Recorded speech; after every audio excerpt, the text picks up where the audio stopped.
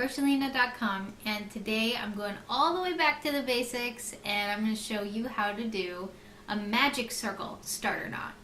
So in the last episode I showed you how to do a slip knot, which is the basic crochet knot that is used 90% of the time, and then this is the other knot, the magic circle, which is used 10% of the time. But I have to say, if I'm doing any kind of round project like a coaster or a hat or even a round circle blanket, I always want to start off with a magic circle because it makes your first row so tight and pretty. So let me show you what exactly is magical about the magic circle before I show you exactly how to do it. So I've got my magic circle and I've done 10 double crochets into it. That's what these are, okay?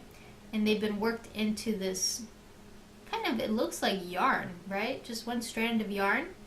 But here is what is great about the magic circle knot, okay? Ready for the magic? You pull on the end and then it tightens the center. How great is that, right? So your first round will always be super tight and pretty. And a lot of people get stuck on how to do this magic circle. And so I'm going to show you exactly how to do it. And if you've seen my how to slip knot video, this is done almost exactly the same way. If you haven't, I've got the link below so you can learn how I do my slip knot. Because doing the slip knot the way I do and the magic circle the way I do, you'll never forget it because they're almost exactly the same, with just one step extra for the magic circle. So let's get started. How to magic circle. So I do it the same way I do my slip knot. So I hold the yarn between my first and my third finger, and then I wrap once around my index, and then I wrap behind, and I hold my yarn with my fourth and my fifth finger, just like this. See, 1 and 3rd here and 4th and 5th here, and you've wrapped twice, and the second time is behind the first, so you have a little X there. So now what I do is I pull my front loop over the back, and then I'm going to pull the loop that's now front like this, so it's sticking out. And then I'm going to put my hook in, and with my yarn that's here, I'm going to wrap and pull through to make a chain, and then you've secured it into a magic circle. So now it's not going to move.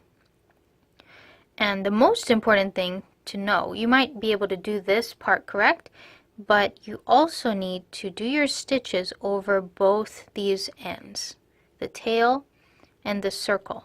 You need to do your stitch over it. So watch. I'm going to do 3 single crochets. 1,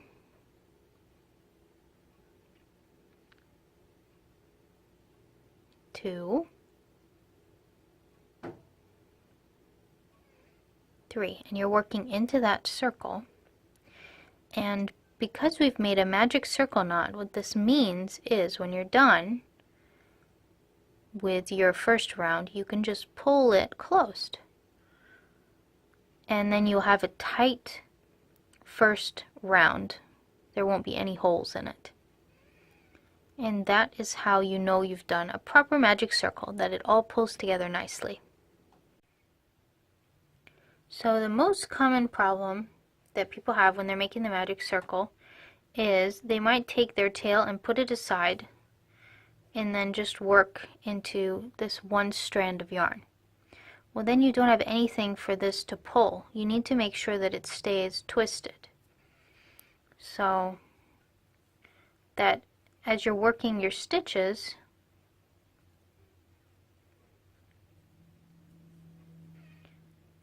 this should be twisted around. And if you want, twist it even more. If you find that your tail keeps coming loose,